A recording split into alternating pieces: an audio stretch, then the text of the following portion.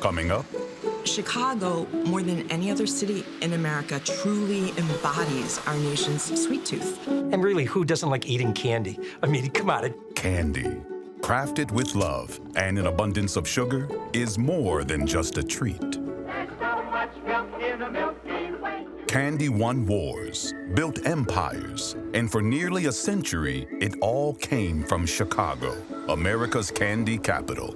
Chicago became the melting pot of candy. Chicago candy makers created some of the juiciest, stickiest, crunchiest, and most famous confections the world had ever seen. When it's good, it's good. If you're talking about Mars and Curtis and Brock's, that's as big as it gets. Chicago had everything that was needed to make this industry explode. But an unexpected danger threatened the industry for survival. You could be crushed overnight. Tragically, you start to see a lot of great Chicago candy companies disappearing. Don't always be fooled by the sweet image, right? There can be a real shrewdness in the candy business. The Candy Capital. Next on Chicago Stories.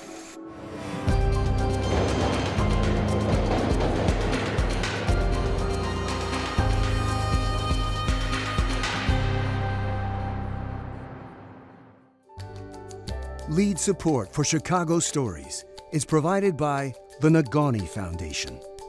Major support is provided by the Elizabeth Morse Genius Charitable Trust, the Tawani Foundation on behalf of the Pritzker Military Museum and Library, and the Donna Van Eckeren Foundation. Funding for Chicago Stories, Candy Capital, is provided by ComEd.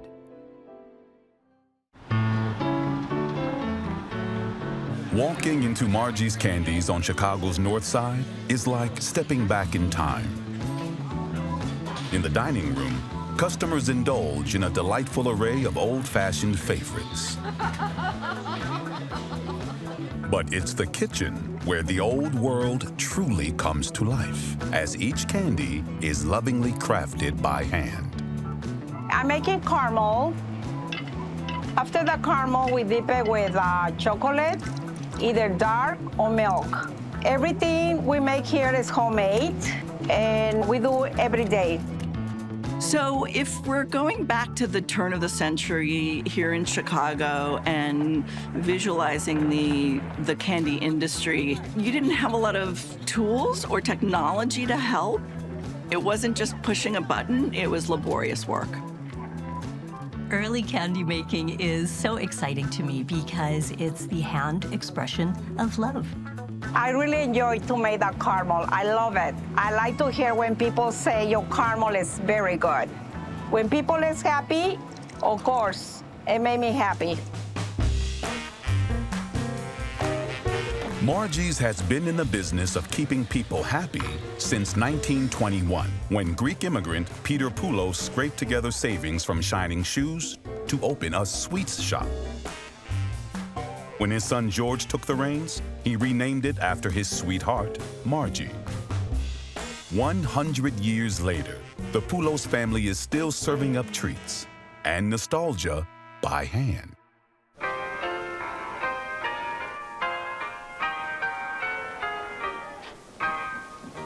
In the late 19th century, waves of European immigrants like Peter Poulos came to the United States, risking everything for a chance to rewrite their family's future.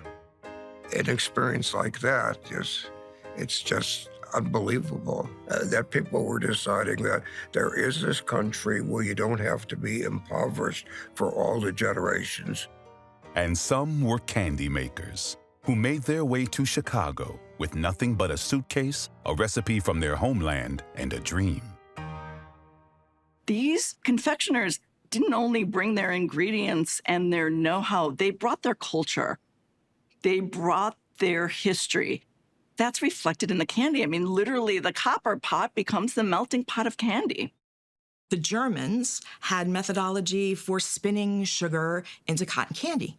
And the Italians brought what we call panning drums. So those are the drums that make Jordan almonds. That's a purely Italian thing. Nougat from France, hard candy from England. You've got all kinds of immigrants who built enormous fortunes in the candy industry. And it tells you a lot about Chicago. Fortune would eventually come for some, but the building of Chicago's candy empire started at home, in the family kitchen. In candy, anybody who had access to a stove and a recipe could start a business. I mean, that is the ultimate mom and pop. The woman would have a kettle there where she's processing chocolate, and the little kids are running around it. You can say they don't have to pay for babysitters that way. Candy as a business didn't require a huge amount of startup capital. You can start with a good recipe and a kitchen, and a lot of the great Chicago candy makers did. Great example being Ferrara Pan Candy Company. Today, Ferrara is universally known for iconic candies like Lemon Heads, Red Hots, Laffy Taffy, and Trolley Gummies. But this billion-dollar empire of sweets all started with one man's desperate journey. My great-grandfather, Salvatore Ferrara, migrated here in the late 1800s, and he came to this country with literally nothing. I can only imagine what it was like. At 17 years old, Salvatore Ferrara taught himself English, then found work as an interpreter with the Santa Fe Railroad. Through that, he ended up saving enough money and started a bakery with his brother Giovanni and his brother-in-law Salvatore Lezza. They had so much pride. They all dressed with dress shirts and ties, and then they had on an apron that made it look businessmen, but yet getting their hands dirty in a bakery. Think about that. You're making cakes, cookies, confetti, which is the sugar-coated almonds like you'd see at a wedding. And what happened was that started taking off, and they said, hey, we really can do something with this. The confetti flew out the door, and with that, Ferrara Candy was born. The family shop became a staple in the rapidly growing Little Italy neighborhood. But the largest ethnic community in Chicago was the Germans. And their early forays into confections paved the way for Emil J. Brock. He was a very typical candy story in that there's a number of candy makers who started out as traveling salesmen, but were really wanting to branch out on their own. After years of pounding the pavement, selling candy for other vendors, 45-year-old Emil Brock rolled the dice. He invested his last dollars in himself and in the Brock name. He managed to scrape together $1,000 and told his wife, I'm starting a candy company. And I'm sure she thought, you're gonna invest all this money in a candy store. I love the name. It was Brock's Palace of Sweets. And it was located on North Avenue, which is right on the edge of the enormous German-American district in Chicago. Brock's used to have to print on their wrappers, please ask for B-R-O-X, because a lot of Americans didn't know how to pronounce this German last name. Brock might have seen the potential for something much bigger. But even after a decade in the candy business, he was still a neighborhood confectioner, not a brand name. So at the turn to the 20th century, there were not the big brands for candy and chocolate that we think of today. They're licorice strips and suckers and peppermint canes, but none of it is affiliated with any particular company. Candy is sold mostly in bulk. You see those old wooden barrels where they would scoop out candy into a bag by the quarter pound or half pound. Some candy makers found a way to expand their market to Chicago's wealthy class by portraying sweets as something exclusive. And a trip to the candy shop as a glamorous outing. Traditionally, sugar was a really expensive thing, so you saved it for special occasions. That's why we have wedding cakes and cakes on our birthdays. Candy was a bit of a luxury item, and you have places where people could go and enjoy a little sweet. They oftentimes were very deluxe. So if you went to a confectionery shop like Allegretti or Gunther's, it would have been a special night out. That image of luxury is exactly what Charles Gunther hoped would attract an upscale clientele to his shop. It was a fantastic space.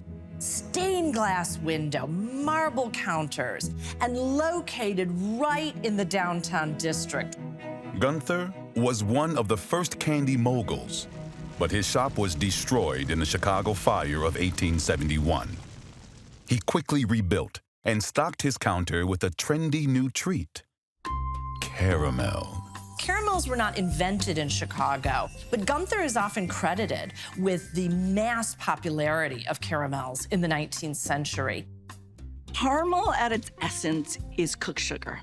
And as soon as you get it close to your nose, you're gonna smell that beautiful cooked sugar, maybe a little bit of dairy, fresh dairy cream. When it's good, it's good. And to give you a sense of the scale of his success, he used a lot of the fortune that he made selling candies to buy up Civil War artifacts. He bought a prison from the Civil War and shipped it to Chicago. But it laid the foundation for Chicago to be home to one of the greatest collections of Civil War artifacts. We have a candy guy to thank for that. Gunther's caramels and collection were the envy of the city. But the image of candy as an elegant extravagance seemed to clash with Chicago's rough and tumble blue-collar reputation. I thought about Chicago as being this place with meat packing, and it's known for the stockyards, and it's known for steel, and these are these big, important industries. And then you've got candy. It seems frivolous. But boy, it's not. At the turn of the 20th century, candy was poised to move beyond sweet indulgence and become big business in Chicago. But of all the industrial joints, in all the towns, in all of the world, why Chicago? I don't think candy came to Chicago by saying, we want Chicago to be the focus. It was a necessity. Chicago was the railroad hub of the United States. It was easy to get commodities in, easy to get product out. And its central location put Chicago in close proximity to raw materials.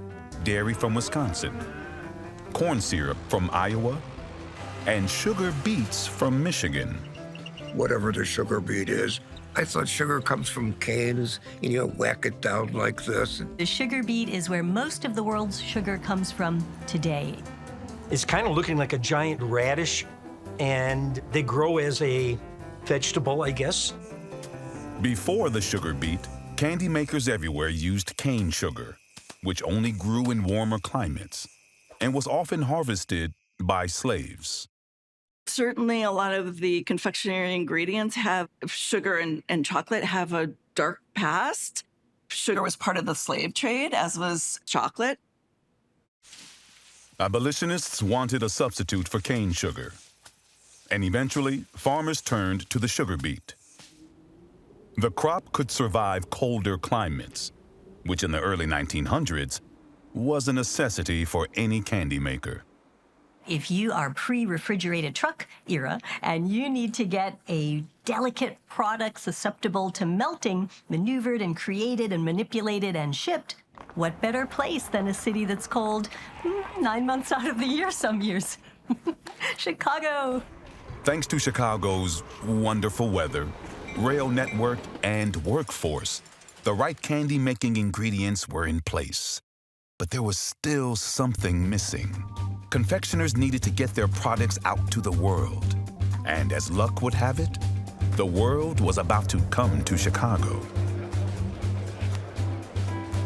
So in 1893, you want entertainment, you are going to the Columbian Exposition because that's where it's at.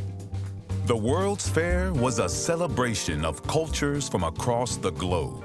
It was a place to showcase the latest achievements and technologies, including one device that would take chocolate in a new, sweet direction. In the history of inventions, mankind invented the submarine, the photograph camera, and the machine gun before anyone figured out how to mix milk and chocolate to create milk chocolate.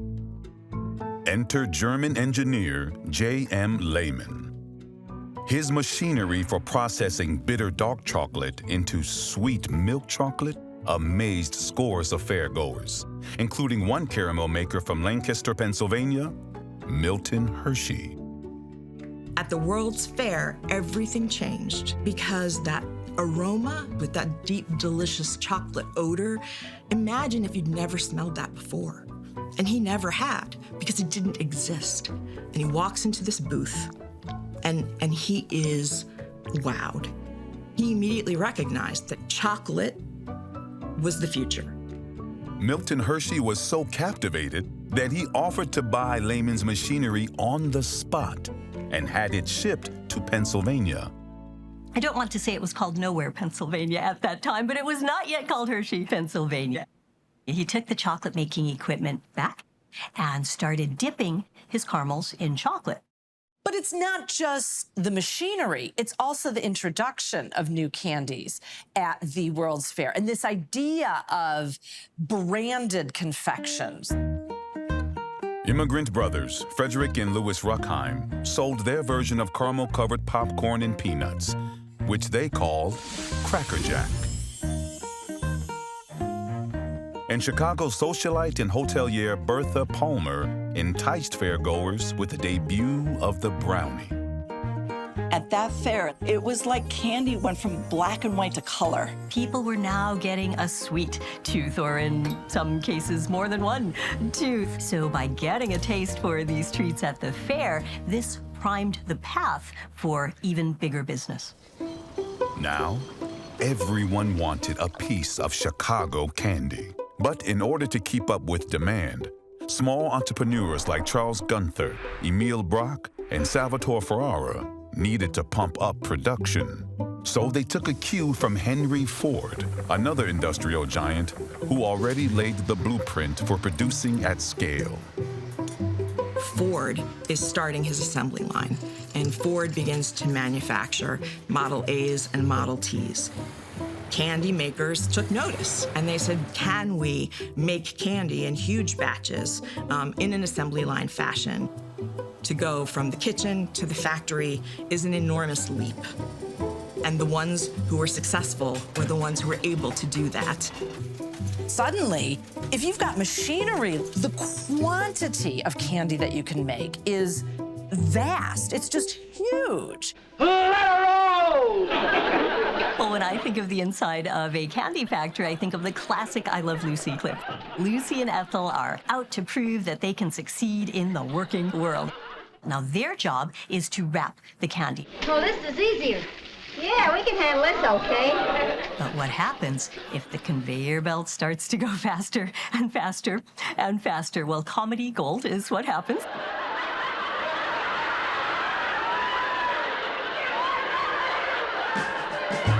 As the industry grew, so did the workforce. More than 25,000 men and women found jobs at the height of the factory boom. It's not the slaughterhouse, it's not the steelworker, it is cooking, it is food, and it is delicious. By no means was this a utopian factory, but given these options, a candy factory was, I want to say, a sweet place to be. It was certainly a decent place to be.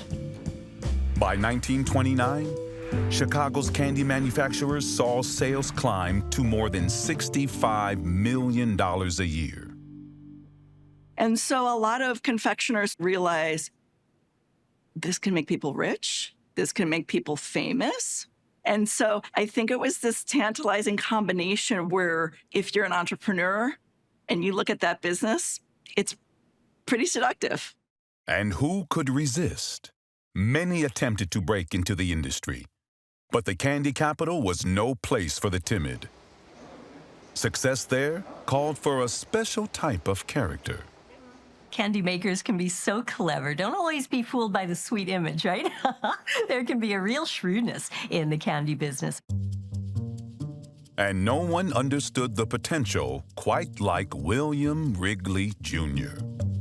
A defiant child, Wrigley was kicked out of school at age 11, but soon discovered he had a knack for sales. William Wrigley Jr. is one of those great American success stories. He came to Chicago in the early 1890s, and the legend is he had $32 in his pocket or something. But his father was a soap manufacturer, so he starts going door to door selling soap. But the soap wasn't moving. So the young salesman offered a gimmick, a free can of baking powder with every bar of soap.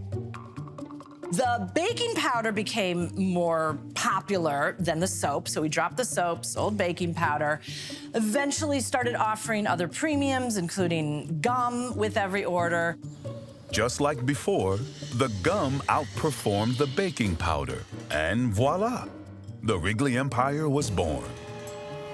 But it's such a perfect example of what William Wrigley did really, really well, which was innovative marketing. Wrigley bought out his gum supplier and started developing his own flavors. First came Juicy Fruit, followed by Spearmint, and eventually Double Mint. The new brands earned millions, and the company rallied around Wrigley's marketing motto, tell them quick and tell them often. When you look at the Wrigley's ads, he was using bold graphics, bright colors, minimal text. It was very innovative when a lot of advertisements were very text-heavy and told whole stories. You'll see early Wrigley's ads and they'll say, it aids your digestion. I'm not sure we would use that today, but it worked.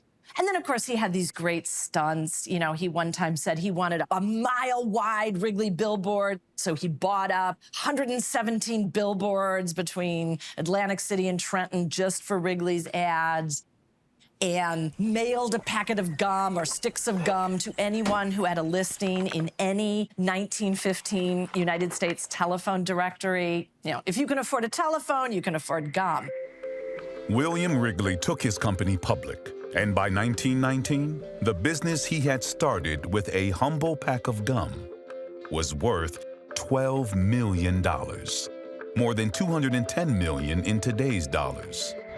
Wrigley cemented his place in the Chicago skyline with his iconic headquarters on Michigan Avenue, and even bought his own island, Santa Catalina, off the coast of Southern California. And then he made a dreadful error. He bought the Chicago Cubs. His accountant should have commended him to an insane asylum. Being a Cubs fan is you have to worship losing. When you make bucks in America, the next thing you think is, what am I going to be remembered for? He's got a tower, so he must be something. He's got a baseball team, so I better buy his gum. Wrigley flourished at the dawn of the Roaring '20s, and he wasn't alone. The First World War had ended, and consumerism had the U.S. economy running at full speed. The candy capital had to keep up. E.J. Brock developed his own wrapper that could wrap candies automatically. By doing that, he took the industry in a whole new direction. And that ultimately leads to the enormous Brock's factory on the West Side. To think about a factory where you can make 250 different kinds of candy, mind-boggling compared to the typical candy operation in the 19th century. The candy business in Chicago was booming, and Uncle Sam was about to give the industry an even bigger boost. World War I is over, and so are America's days of legal alcoholic drink. Prohibition outlawed the production and sale of alcohol. And with the nation dry, Chicago emerged as a hub of bootlegging and organized crime. While some Americans sought out speakeasies, others turned to candy. And so there were many breweries and saloons and bars in Chicago who decided, okay, if we can't sell liquor openly and legally, what can we do with all of our real estate? We can sell candy. We can open ice cream parlors. Candy sales jumped, and ice cream, candy's confectionery cousin, saw a 50% increase in consumption, all thanks to Prohibition. I think it was a very vibrant and fun time for the companies. They were making good money. They were growing at a pretty good rate. Confectioners created all sorts of new brands and dreamed up clever candy names like Bit O' Honey, O' Henry, and Milk Duds. Milk Duds, what they really wanted was a perfectly round chocolate-covered caramel. But the machinery kept turning them out kind of flattened. They were duds. So they took the name as a little bit of an in-joke, milk chocolate duds. Oftentimes there were candies named after national crazes. Brock's had the swing bar. And Bunty Brothers for a long time had a bar called the Tango. They're riffing on national crazes. They're riffing on celebrities. Lion Candies had a Lindy bar named after Charles Lindbergh. Aviator Charles Lindbergh had gained worldwide acclaim and adoration for completing the first non-stop solo flight across the Atlantic. His popularity was a bankable asset.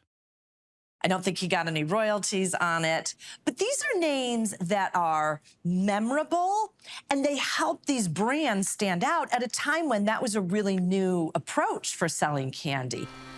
One candy maker took extreme measures to avoid paying royalties. Baby Ruth. The Curtis Candy Company always said it was named for Ruth Cleveland, beloved daughter of Grover Cleveland. Historians are a little bit skeptical. And it seems a little ironic that Babe Ruth, the baseball player, was hitting his peak fame around 1920. George Herman Babe Ruth was the most sought-after Babe of the era. The New York Yankees slugger had captivated the nation in 1921 by hitting a Major League record 59 home runs. The Baby Ruth name might have been a way to at least tap into the popularity of the baseball player without paying royalties to Babe Ruth. And the Babe Ruth controversy showed the gusto it took to make candy stand out. And that brash attitude at Curtis Candy was all thanks to founder Otto Schneering.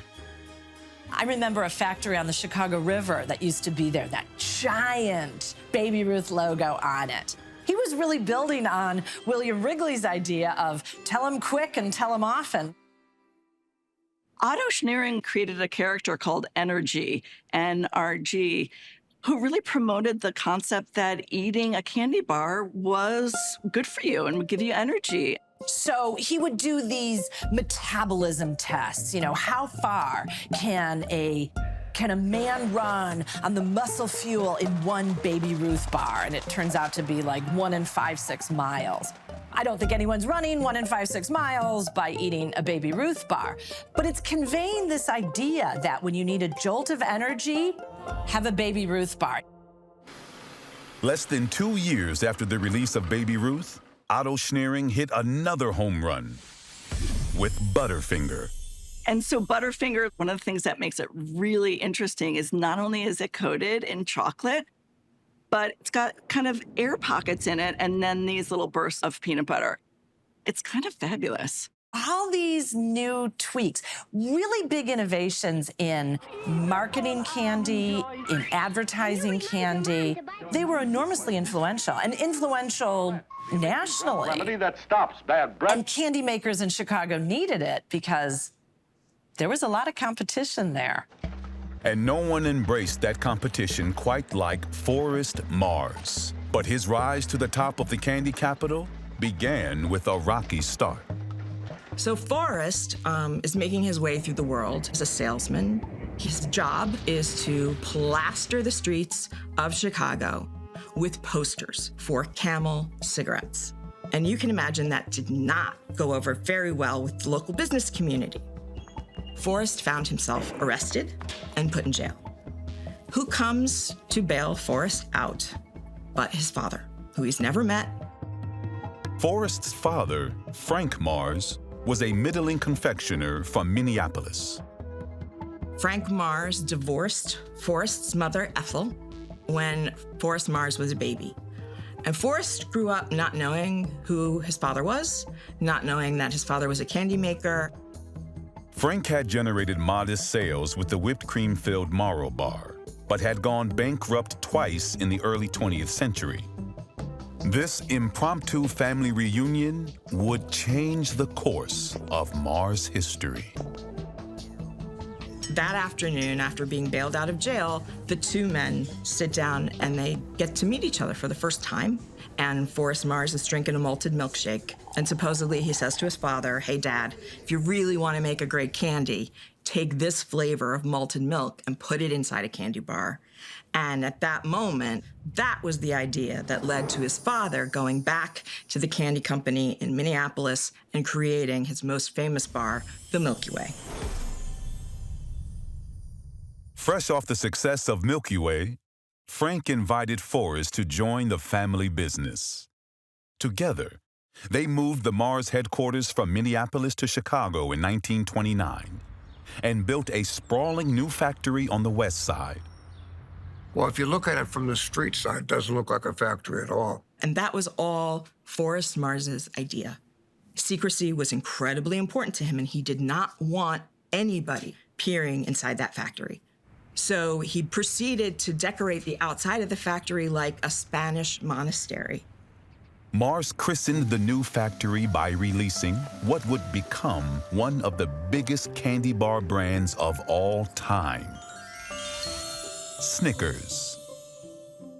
It's got sweet, it's got sour, it's got salty, it's got bitter, and it's got umami.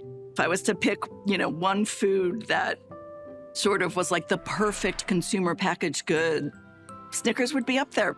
Well, I recently tasted a Snickers bar, and it tasted exactly like the Snickers bar that I had in childhood. And I must say I loved that concept of continuity, that there's something dependable that you can always go back to.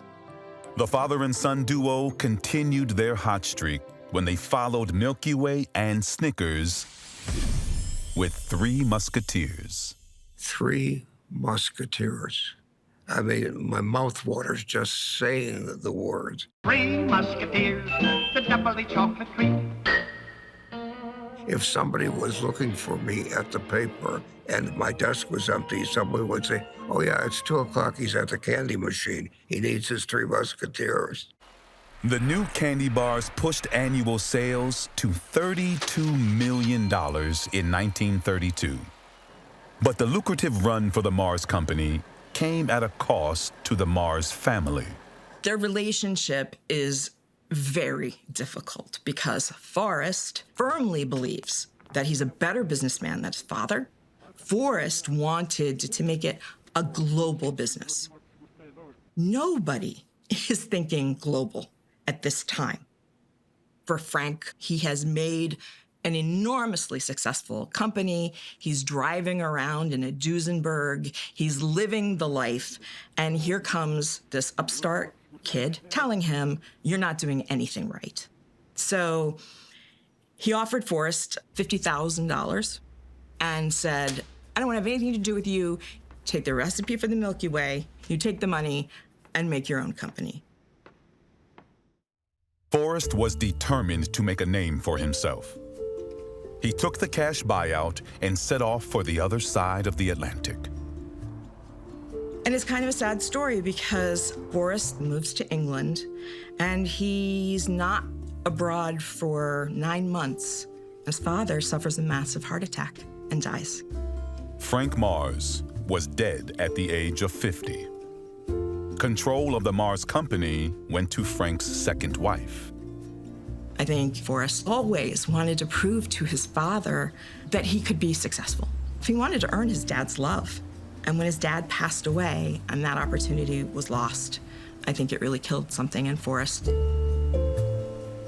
But it didn't kill his ambition. Forrest went in search of a product that he could call his own, even as the world descended into a Great Depression. Our greatest primary task is to put people to work. During the Depression, Americans endured new hardships, including rampant homelessness, hunger, and vast unemployment. Candy sales dropped, but so did the cost of sugar and cocoa. Confectioners weathered the storm by keeping their products cheap. Maybe families couldn't afford all of the necessities that they once had, but they could still afford that 5-cent candy bar. When you look at Chicago during the Great Depression and you see the marketing of candy as meal replacement. The chicken dinner bar, for example, sort of might not sound as appetizing to us as, let's hope, it did to people then, but the message was clear that if the real chicken dinner wasn't on the table, here's an alternative. Even one of Chicago's legendary department stores turned to candy to help struggling retail sales during the Depression. Frango mints were actually invented in Seattle at Frederick and Nelson department store. When Marshall Fields bought Frederick and Nelson, they got the right to the term Frango. When it was first introduced, it was $1.50 a pound, which was a lot for a box of chocolates. But because it was so exclusive to Marshall Fields, it becomes this sort of portable symbol of Chicago. If you're visiting out-of-towners, bring a box of Frango mints. It might have been a novelty to make candy in a department store, but by 1940, Chicago confectioners produced over 550 million pounds of candy per year. Nearly 40% of all candy in the United States came from the candy capital. It looked like nothing could stop the momentum.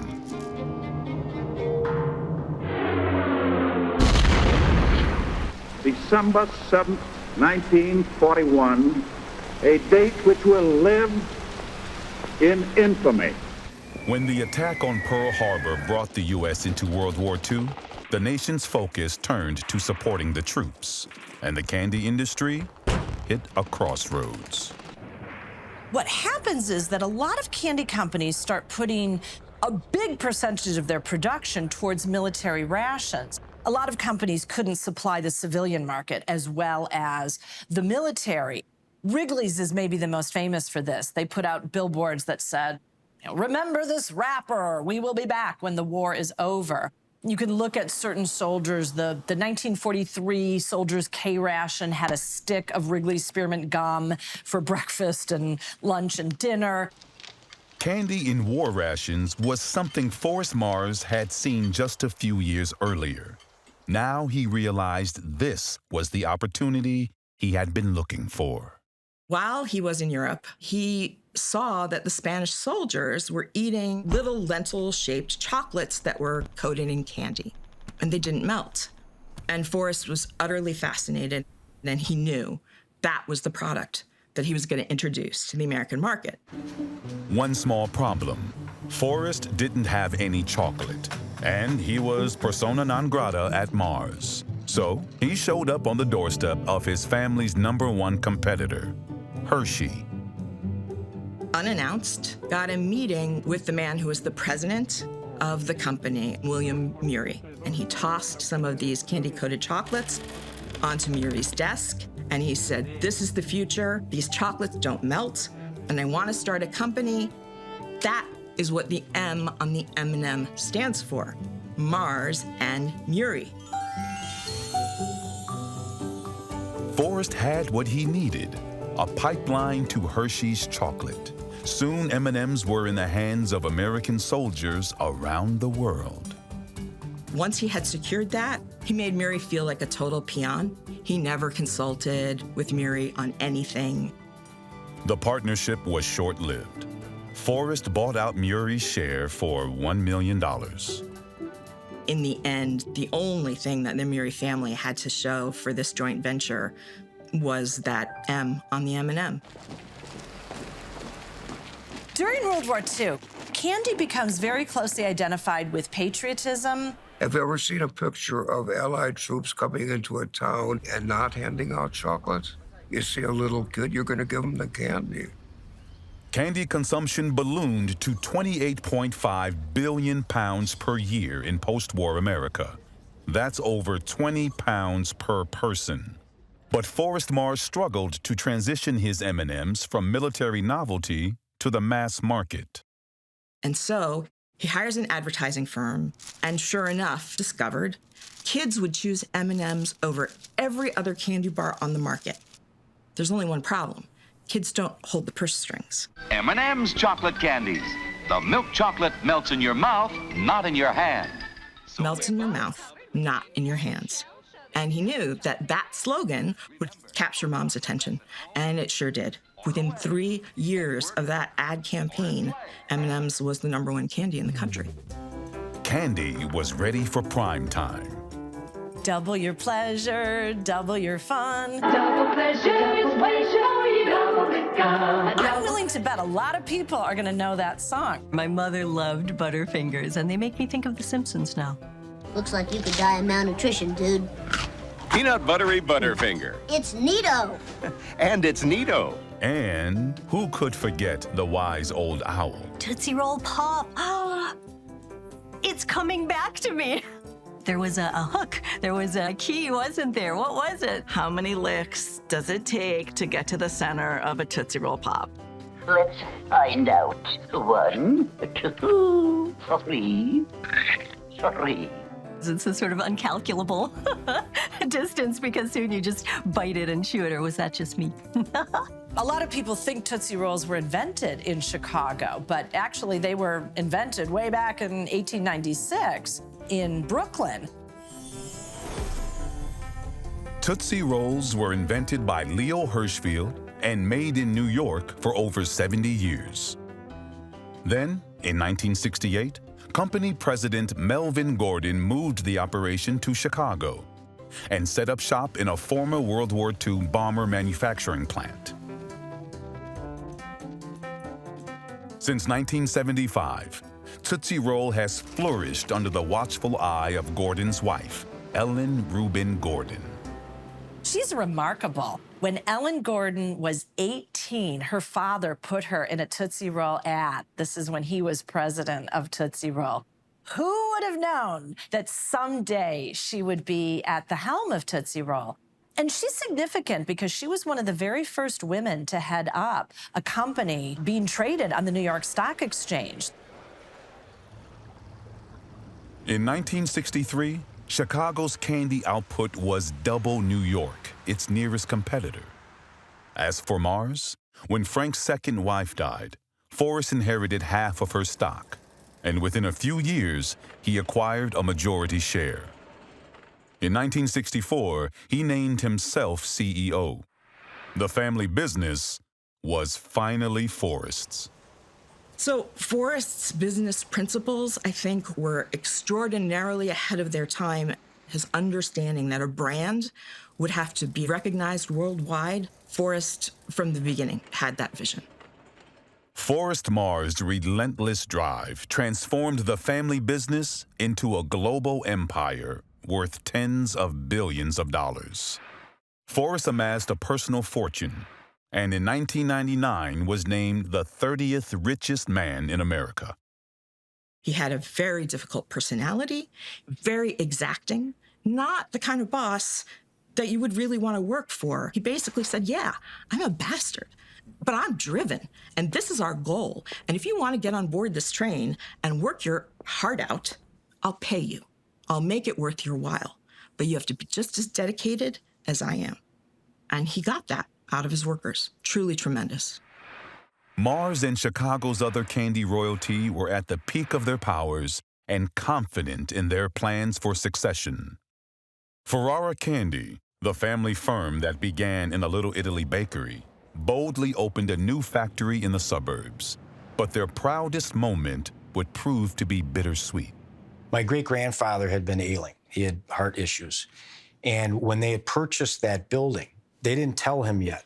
My grandfather wanted to show his father And sadly, my great-grandfather died right before the sign was put up. And he never knew about that next big plant. Despite this family tragedy, Ferrara confidently blazed a path in panned candies. There's two types of pans. There's hot pan, and then there's cold pan. In the hot pan, it's a copper tumbler, okay? And underneath it are Bunsen burners with flames. Think jawbreakers or atomic fireballs. The cold pan process is you got all your tumblers rolling, and you slowly add sugar, flavor, corn syrup, and it comes out looking like jewels. Like Lemon Heads and Alexander the Grape. When the third generation came in, my grandfather says, I want to tell you something. You're getting in here, okay? We expect you and your generation to take it to here. Well, like I said, they were here. They expected it to here, and that generation, they took it through the roof here. And that was gummies. Once that happened, that was the boom. Ferrara rode the gummy boom all the way to an estimated $324 million in annual sales. But there was a danger lurking in the industry. A drastic change was coming for a critical ingredient. And it was about to send shockwaves throughout the candy capital. My Uncle Jimmy would go with my grandpa every year to these forums, and it was about sugar, where it's going, because at the end of the day, if your sugar prices are out of whack, you're out of business. Like, it's overnight. This legislation will help put America's farmers back into a competitive position in world markets. The 1981 Farm Bill created a series of subsidies that protected sugar farmers from foreign competition. But with fewer suppliers available, the price of sugar skyrocketed. We have to buy U.S. sugar, and U.S. sugar is probably 10 to 20 cents a pound over world sugar. But you see people shutting down all over the place. This guy's struggling, this guy's struggling, this guy's struggling. And these people were people to us. They weren't companies. And everything became more expensive. We had companies moving operations to Canada, Mexico, China. For the first time, candy makers were forced to explore life outside Chicago. We had the original founders. They kind of grew up in age and they were maturing. The second generation or the third generation were coming in to run the businesses, and I think they maybe had different philosophies, and the bottom line had to be increased. Follow the money, and you can usually get a decision as to why people did what they did. Eventually, Chicago's candy families faced the most painful decision of all: endure the rising costs and try to hang on, or sell out and end their dynasties. Consolidation really became the name of the game. But really tragically, you start to see a lot of great Chicago candy companies disappearing because the brands are purchased by other corporations. By the early 2000s, most confectioners had merged, relocated, or shifted production away from the candy capital. The final blow came courtesy of a Hollywood blockbuster. Oh, gosh. It's the imploding of the Brock's administration building in The Dark Knight. The Brock's factory was once the largest in the world, employing more than 4,500 people. But in 2008, the defunct plant made a memorable cameo in The Dark Knight. Brock's sort of played the role of Gotham City Hospital in this moment. There's this massive explosion and this fireball.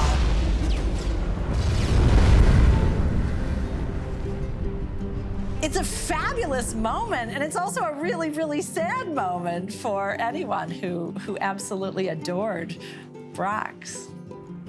The last empire standing was Mars. The family firm started by Frank Mars and shepherded by Forrest Mars. In 2008, Mars purchased Wrigley for $23 billion and became the largest candy manufacturer in the world. I mean, at this point, Mars and Wrigley That's one company. And so it was sort of natural in the end that the two biggest candy firms in the United States would join forces, and they have. But those brands, they don't have that family vibe anymore. They don't have that family knowledge. They just become a brand that you can buy at Costco. Nobody who inherits a family business wants to be the one to oversee the end. If you look at the history of family businesses as a whole, it's virtually impossible to maintain family ownership into the fourth generation. You have too many cooks in the kitchen and too many people who want to run the show. And that's usually the point of failure. It's kind of sad. My father on top, Salvatore Ferrara II. My grandfather, Nello V. Ferrara. And then myself. My first job was there. I was 15 years old. My grandfather goes, "Come with me, son." Brings me right by the stairwell. He says, "Emilio, put him to work." And that was it. I never wanted to work other than with my grandfather and next to my dad. And I got to do it for a number of years. It's who you are. It's where you come from. It's what you're made of. This was family and home.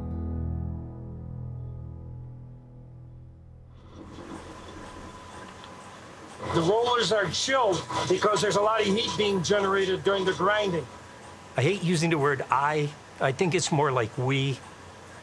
We started working on, and I helped create the product that's still pretty successful. It's called Nerds. If you're under probably 15, most people know what Nerds are. Candy maker Bob Bowden has spent his career inventing sweet treats that continue to delight children and adults alike. I've really enjoyed it. I mean, it's a great industry with a lot of very nice people, company presidents, entrepreneurs. Every once in a while, I start talking about some old people that I work with. I choke up, I'm sorry. But there's the personal satisfaction of seeing something that you've been involved with, making somebody else happy or pleased and be successful. Okay. So that's the fun part. You know, what we see now, it's interesting, is the candy industry is evolving. The big companies got bigger. Some of them imploded, some of them sustained, but the ones who imploded left voids. Those voids are now being picked up by the smaller entrepreneurs who are now growing to be mid-sized companies. So it's this kind of a circle of life for candy, too. As the big corporations play on the world stage, a handful of rising stars set out to carve a candy path in Chicago, just like so many before them. So Stephanie Hart is an amazing Chicago entrepreneur. She is such a gifted baker. Her caramel cake, oh my goodness, is delicious. And she recently had the opportunity to purchase Cupid Candies, which is a well-known local Chicago factory. And so I love the idea that an up-and-coming entrepreneur can make her artisanally crafted goods in this grand Chicago historical space. We are so excited to be part of the candy revolution in Chicago. It's not dying. We are very much alive and very much making chocolate on the South Side. This is one little factory that didn't pack up and go someplace else, so I feel very connected. We're seeing the craft chocolate movement. There was craft beer, craft coffee, craft chocolate had to be next.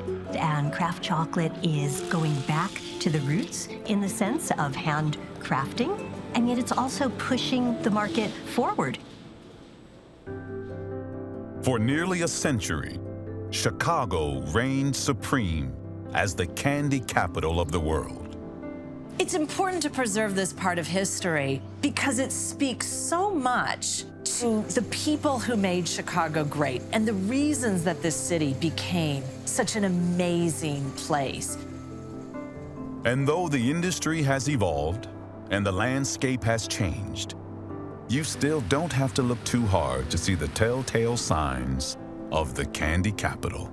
At risk of invoking my wife's wrath, I'd go down to a drugstore and pick the candy bars there and say this one and this one and this one and this one and this one. They were all made in Chicago, comma, once upon a time.